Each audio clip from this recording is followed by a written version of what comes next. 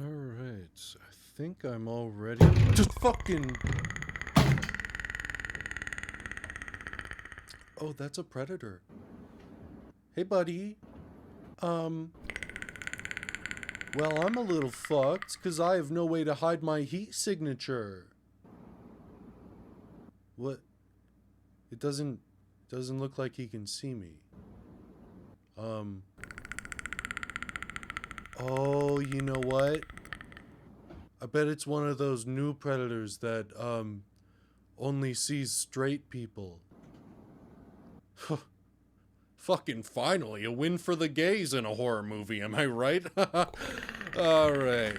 And there he goes. Wow.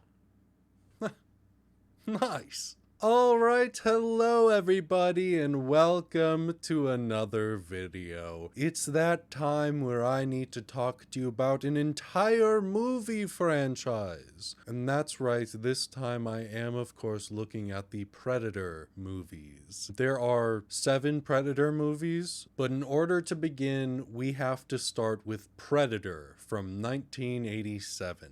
But now, What's got Billy so spooked? there's something out there waiting for us. And it ain't no man. They're up against the ultimate enemy. Alright, so we have the OG film here, and I think that it's pretty good. I'm not gonna lie to you. I don't think it's like the best movie ever made, but I think it's a pretty damn high quality movie, especially if you love to see a little bit of testosterone in your films. That's not a slight on anyone, by the way. It's just, this is very much one of those movies, and like I said, not a problem. It's just is what it is. So this movie, of course, features the Arnold Schwarzenegger. When people think of this movie, they think of Arnold and they think of the Predator. There are other good characters here too, but it's those main ones that we think about. So to start, I definitely think that the premise, the setup for this movie is pretty good. I really enjoy having this kind of collection of soldiers sent on a rescue mission. Turns out the mission was kind of a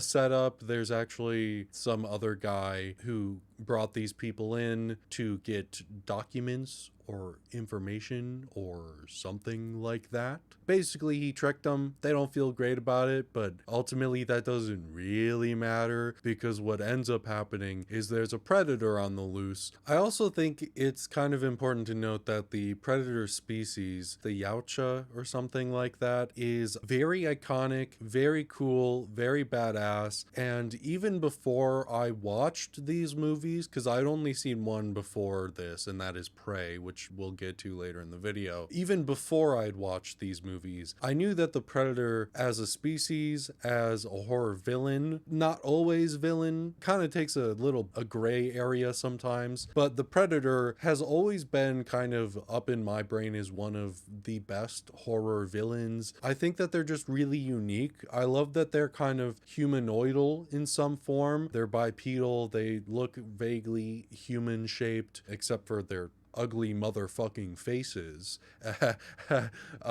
One thing that I think I really especially enjoy about them is kind of the way that they are mostly, for the most part, honorable. Like, they will only go after people that they deem as a worthy threat, so to speak, or creatures. It's not just people. In Predator 2, we'll see that they end up killing just some random civilians because they have a weapon on them, and that's a little iffy territory on these guys. But for the most part, the Predators kind of only go after people that are deemed as threats, and I really enjoy the idea of this alien species looking for just a good competition. Obviously, it's usually not that fair because they are an alien species with much more advanced technology than we, the humans, have. Because, like most monsters, right? Like, even if you look at the xenomorphs from the Alien franchise, like, yes, they are very cool, and they are by far one of my favorite horror villains, creatures of all time. But even the xenomorph is really just there to kill people and reproduce produce. The predator, the Yautja, are complex and they have this whole society to them. And I just think it's really cool because you don't typically see that in horror movies where the villain is kind of a complicated thing. It's kind of a one note trying to kill or spread or whatever it is, you know. Yes, the predator species does want to kill people, but it wants to kill people because it wants a challenge. Like, that's their whole bread and butter, is they're looking for a challenge. And I think that that's fun. In this movie specifically, I think that the predator looks really good. I don't think that the visual effects hold up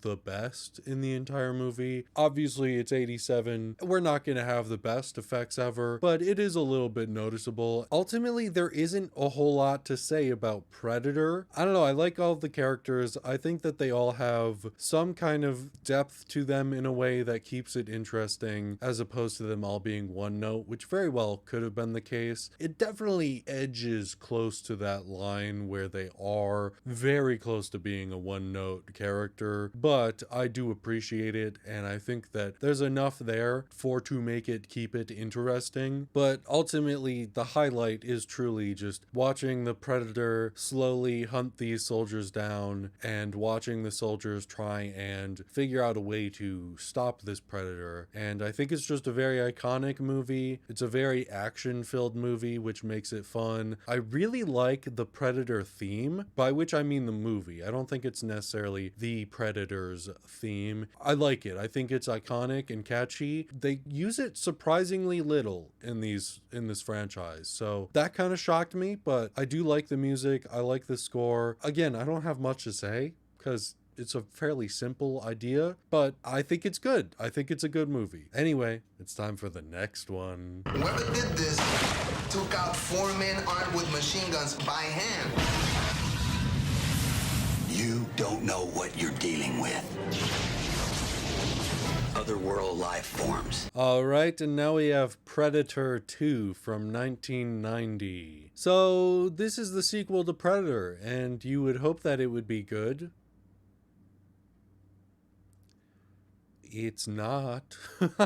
There are some parts of this movie that I think are fine, but ultimately at the end of the day, this does feel like a very severe step down in the franchise, and it's not my favorite. I didn't super enjoy it. I can understand why people would like this one. It's just personally not for me, and I got a little bored during it. It felt a little all over the place at times. So this one takes place in the city of Los Angeles, I think. It's in California. It follows a police detective. Basically, there's this whole drug war going on in California. It's interesting because we go from a jungle to the concrete jungle, which is a city. Honestly, there really isn't much that kind of makes it feel special. There's not much that to me warrants the use of a city for this setting. I'm just saying in this movie in particular, using a city doesn't feel that special. Like, one of the main set pieces for this movie is like a meat packaging plant,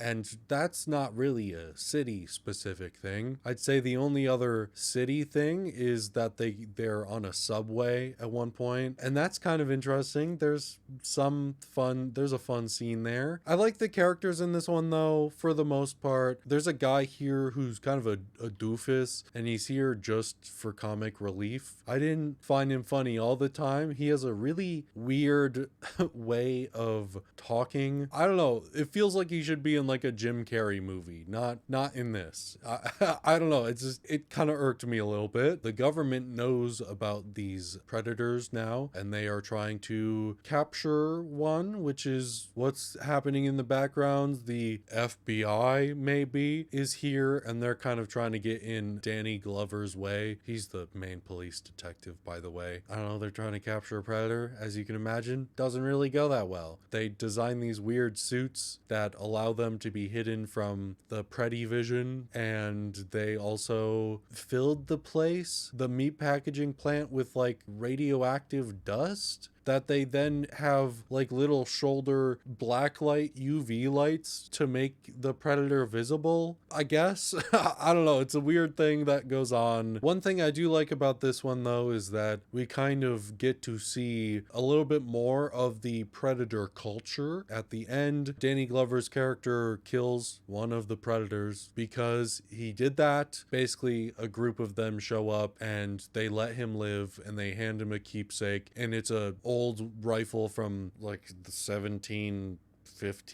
They honor him, I guess, in a way. They're like, good job, buddy, you killed one of us, that means you're a real one. I mean, again, some of the action sequences are fun. I don't think it ever gets as good as the original, and this one feels a little bit slower, a little bit weirdly paced with some weird segments in it. But yeah, I didn't love this one, but I can understand why some people would. Anyway, time for the next one. This planet is a game preserve.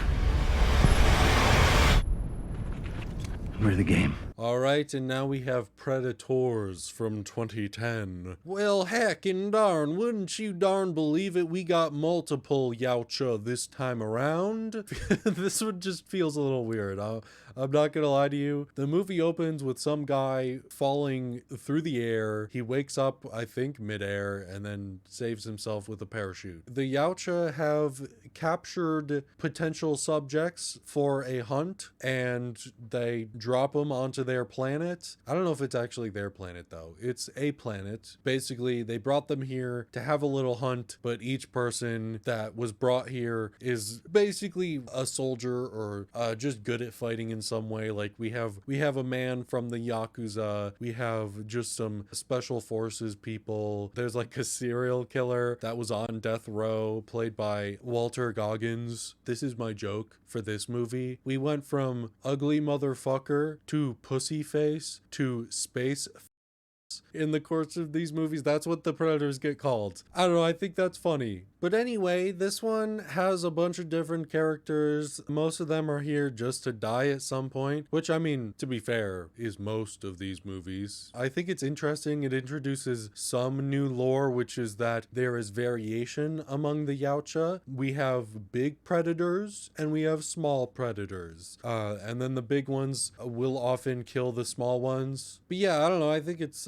vaguely interesting. Like, this doesn't necessarily feel like a Predator movie. It feels like some other horror film where you just drop a bunch of people and then they're getting hunted and then they have to survive. It doesn't really feel like this was necessarily a script meant for Predator, but it got turned into one, if that makes any sense. I don't really like a lot of the characters. Some of them are fine, but they're not really that interesting to me. And some of the more interesting ones don't get a lot of screen time, or they just kind of get killed off earlier on. This movie has kind of a weird ending where the main girl ends up deciding to help some other guy who was a self-proclaimed doctor. Turns out he's just a serial killer. He does this whole turn on her and plans on killing her, but then the main non-empathetic guy comes back to prove that he maybe has an ounce of empathy in his bones. They use the doctor guy as bait for one of the predators, the only one that's left. They kill the predator, and then they, I guess, maybe have to try and find a way to get off of the planet. We'll see if it works,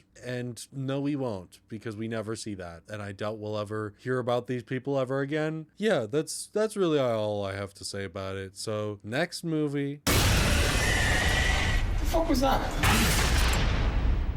That's the thing that killed my men.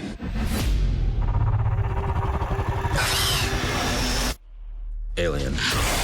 All right, and now we have The Predator from 2018. These titles, man, they're barely distinguishable, honestly, and it's kind of funny that way. But this is an interesting one because it introduces more Predator Yautja lore. Basically, the Yautja are looking for species that are good and powerful in some way, and they are taking their DNA and creating genetically modified versions of themselves. So in this one we have a human predator. He doesn't do that much because there are some other big ass buff predator that I don't particularly know what it's meant to be, but it's a big boy. This one follows a soldier who he ends up stealing something from the predator ship. I guess it's important stuff. So all of that happens, and then the government is on his ass because they're still trying to figure out these Yautja. They basically declare him insane. He mailed all of the stuff to his younger autistic child, and me pointing out that he's autistic is plot relevant. That's why I bring it up. There's a doctor. Things go wrong. The human predator hybrid awakens. He's after his stuff, so he's trying to figure out how to get it. He kills most of the government people. He escapes. The doctor escapes. The soldier guy is now on a bus full of other crazy people that were soldiers. It's a whole thing. Everyone breaks free. They're now wanted criminals by the government. They end up taking the girl with them by saving her. They learn that the human predator hybrid is going to go find the stuff. The soldier guy's like, oh, well, I sent that to my son, so I have to go save my son. Also, the son is hyper intelligent because it's that very tired plot where, well, if you're autistic, the only way you can be good and worthy of anything is if you're also very smart. It's not that terrible in this movie. It's just one of those cases where I look and I go, again? Really? But anyway, the kid fucking figures out how to use the predator technology basically and is a super genius, and then the whole thing is there's the big predator, and the big predator is tracking down the human predator alien hybrid because he stole something from them and he's trying to give it to the humans for some reason. Turns out it's a predator killer suit. Frankly, I don't think this will ever matter. I don't think we're ever going to see this plot continued. From what I can tell, it seems like the Predator franchise is trying to ignore The Predator and Predators, the movies. Yeah, long story short, the big predator goes, you have a head start because one of you is special. The twist is that it's the kid because the kid is autistic and super smart and they want his DNA to hybridize. They kill the big predator. Hooray. Everyone dies except for the soldier and the doctor and the child. Hooray. And then that's the movie. I don't love the hybrid stuff. I don't particularly enjoy that aspect of the lore very much. I like the idea of there being variations in predators, but I don't love them like hybridizing. Like, I get why they would, but kind of, but also the whole point is that they want to be the ultimate predator, and if they can't do that on their own, that just seems kind of weird to me. But anyway, that's all I have to say about this one. Next movie. Why do you want to hunt? Because you all think that I can't. I saw a sign in the sky. I'm ready. All right, and now we have Prey from 2022, and this is where the franchise really piques my interest. I love this movie. I think it's a great movie, and the director is Dan Trachtenberg, who I think did Cloverfield Lane or something, whatever that movie is called, but he also did Killer of Killers, the animated Predator movie, and he's doing Badlands, which is the one that I'll be watching tomorrow in theaters. But I love Prey. Prey is very good. This goes back in time to like 1715.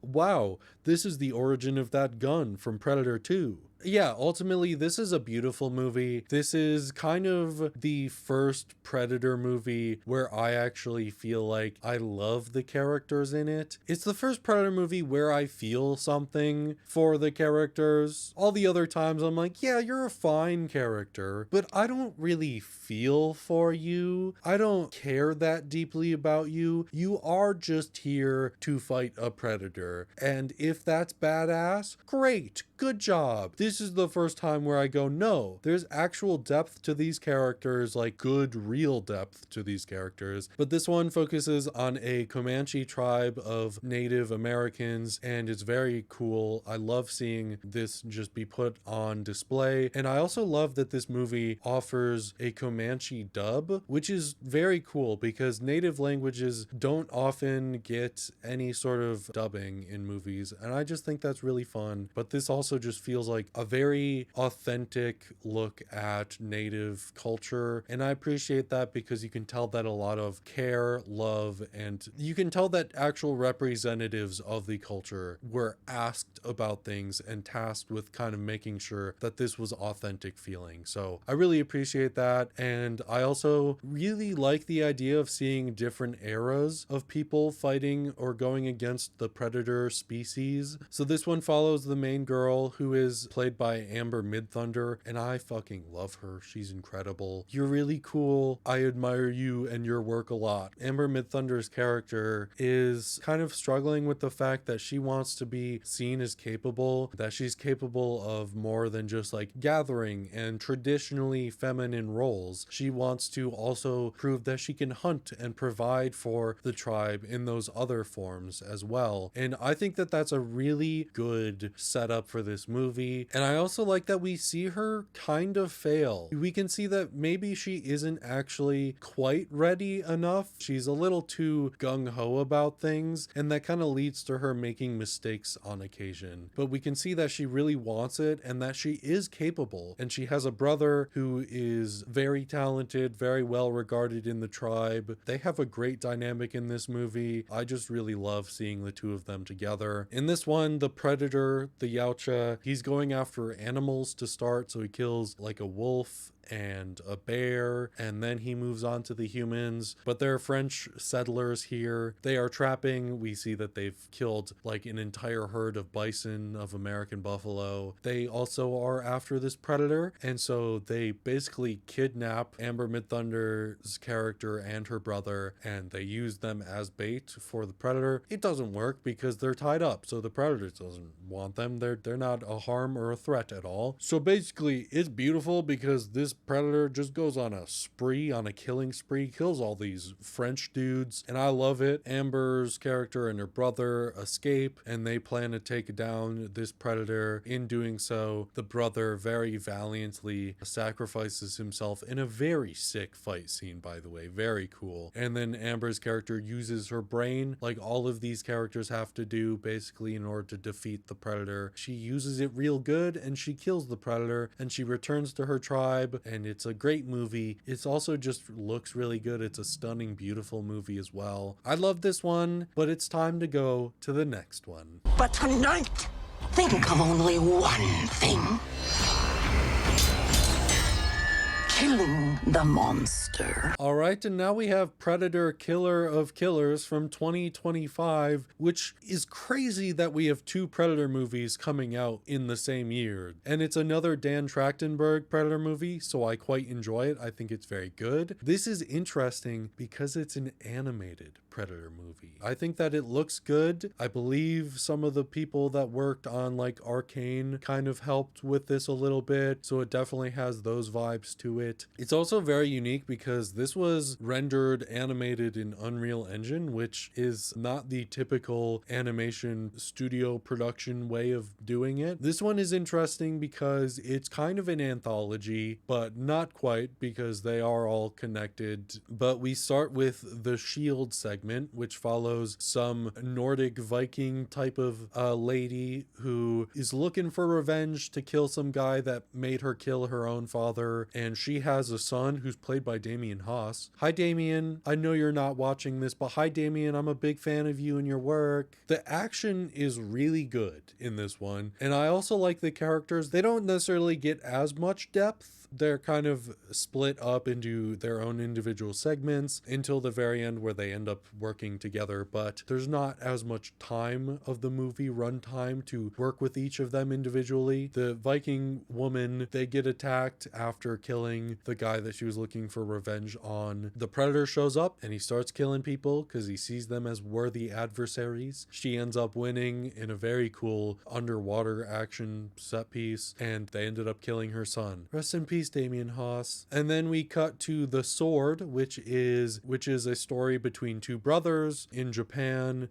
Their father is a samurai man, basically, and is making them compete in a blood sport to see who, I don't know, is worthy of the samurai title. I don't know, is that a title? Is it a title? I'm not sure. One of the brothers doesn't want to fight. The other brother also doesn't, but then gets goaded into it by their father, attacks the other one, creates a little scar on the cheek, and then we cut forward 20 years later. The father has passed. The brother that left, that got cut, comes back, has a whole fight with the brother, and similarly cuts the brother just to make things even. But then the predator shows up and starts attacking. We get a beautiful whole string of events where the two brothers have to work together to kill the predator. Then the one brother dies, the one that originally won when they were younger. Now I feel is also a good time to mention that each of these predators are very unique in their design, and I really like this. They have very fun, cool designs, and this is more what I like out of it, right? I don't really want the hybrid, weird DNA stuff. This to me just reads as them maybe not being hybrids, but more just being variations among a species, kind of like you and I as humans. Like, we look different, unless you look exactly like me, in which case, number one, are you my twin? Say hi. Number two, if you're my doppelganger, fuck off. We cut to the next segment though, and we get The Bullet, and this follows a young Latin American man who gets drafted into World War II. He wants to be a pilot. He drives a plane called the Bullet, and then we get a fucking air battle. What was it called? Air fight. This is the one Predator design that I don't love. He looks like a weird fucking pirate. Again, just incredible sequences. Like, I just love the action in this movie. And then, you know, through various tactics, the young man ends up winning, and then we cut again to all three of them this time. Now wait a minute, how come there's a Viking, I don't know what era Japan man, and a World War II era man here together? That doesn't make sense. New lore just dropped. The Yautja have basically been collecting any people that have successfully killed a predator and like freezing them in cryogenic space or whatever. In this one, the big honcho head predator is pitting them against each other, these three that we just witnessed, and wants to fight the winner of the three of them. They kind of start by being antagonistic toward each other. They end up learning, despite the language barrier, that they have to work together, but they are able to escape. At least the Japanese man and the Latin American man. At the end of the movie, we see an entire squadron of predator ships going after them for a hunt. I don't feel like their odds are very good, but I suppose you never know. Also, the Viking lady at the very end of the movie, like post-credit stuff, we see that she actually survived. She's put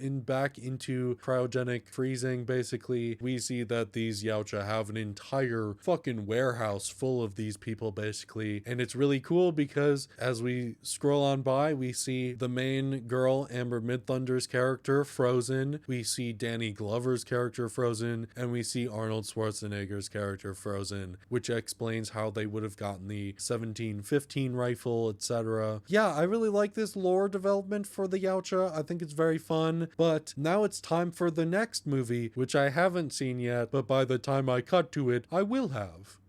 Yaslan so idzie.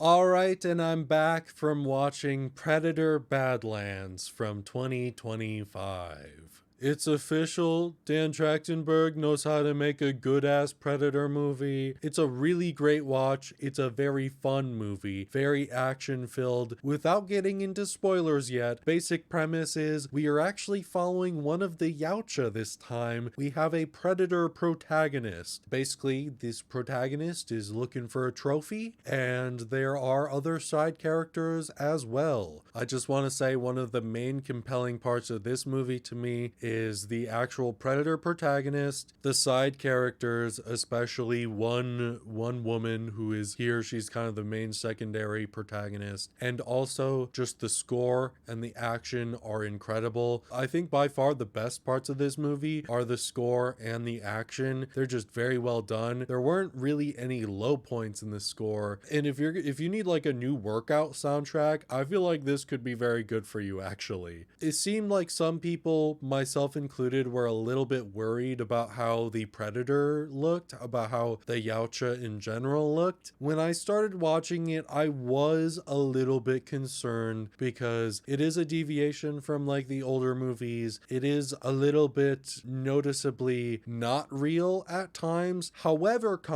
as the movie went on, which didn't take very long at all, by the way, I really went, oh, okay, actually, I don't have any problem with this. I think this is great. This really works for what they need it to do, and it does its job very sufficiently, and I actually really like how the Yautja look in this movie. Another bonus point, they fucking invented the Yautja language for this movie. The main Predator protagonist almost exclusively speaks in his own language. What? That's fucking crazy. Just know, I love this movie. I highly recommend, and you can skip to my ranking of all of the films. All right, spoiler time. So I don't know if it was in the trailers or not, but this is a surprise Alien movie, by which I mean Alien the franchise, because the main protagonist woman, she's a Weyland-Yutani Corporation android. So we have an entire android subplot in this movie where we have this main secondary protagonist alongside the main Yautja dude, and I really like her. She's very fun. The dynamics between the two of them are great because she's very upbeat, talks a lot. She's just a more personable character, which is also a point of interest because we see that she kind of has more feelings and more empathy than the other androids around her, which I think is very fun. It's similar because the main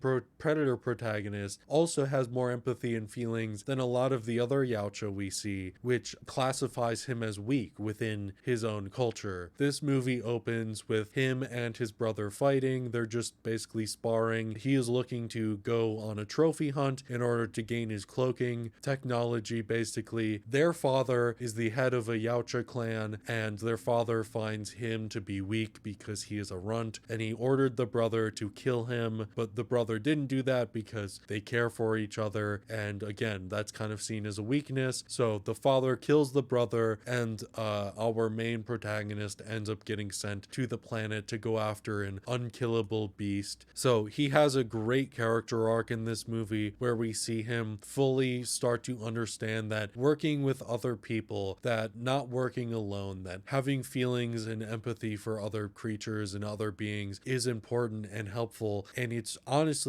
just really fucking cool. Once again, I love the expanded lore and the expanded like a little bits that we get to see of the Yautja and their society. I just think it's very cool, and I really like the android plot. I think it's very fun. Basically, they're after the same trophy creature that the Predator is because it has incredible regeneration properties. So it's this whole thing where eventually it ends up being a battle between the Predator protagonist, his friend who is the android woman, and all of the other androids. The one little nitpick that I have about this is that it kind of follows the more recent movie trope where for some reason we gotta introduce a little critter sidekick character. I just don't really enjoy this trope. I think it's a little overplayed. I don't think that it always makes sense. I did laugh a few times at it, but sometimes it just doesn't work for me. I understand why it's here because that little sidekick critter turns out is the little baby of the main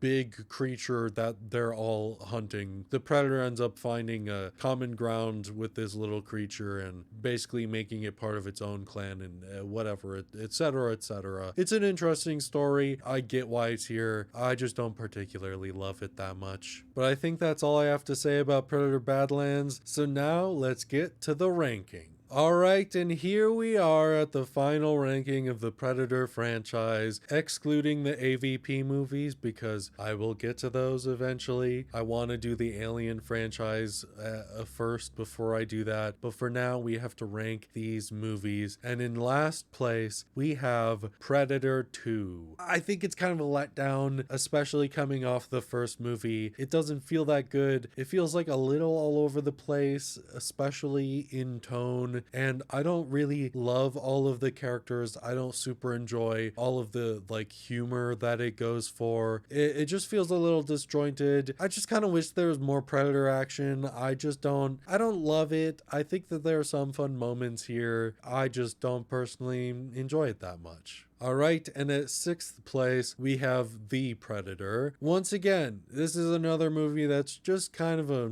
letdown to me. I think my bottom 3 movies are ones that they're not movies that you have to skip if you want to watch the franchise. I just don't think that they're for me. I don't particularly enjoy them that much. I would never want to rewatch them. I'm kind of happy just being like, yeah, I watched it for the completionist aspect of this franchise, but I'm good now. And The Predator, it's the same thing. I mean, it's just kind of weird. This is the one movie where I don't really like the weird Yautja lore that they implement. It's just, I don't like the hybrid thing. I don't find it good. I also think that this movie is very distracted from a lot of things and goes down a lot of different side paths that ultimately I just don't care about that much. And this one leans into the humor a little bit too much for me. Yeah, it's just not my favorite. And then at 5th place, we have Predators, the plural one. Yeah, this is the one where they're on the alien planet, the hunt style. Again, I think there are fun moments to this one, but this is also severely lacking in actual predator action, which disappointed me. They're supposed to be hunted by the predators, and we barely get to see any interaction with them at all, honestly. It's more about the other characters, but at the end of the day, I still just find it very meh. All right, and then this is where it gets real controversial. In 4th place, I have Predator, the original. That means all of the Dan Trachtenberg movies are my top 3, and Predator just does not make it there quite. I do think that this is a good movie. I do very much enjoy this movie. I think that it was very good. I think that it sets up an incredible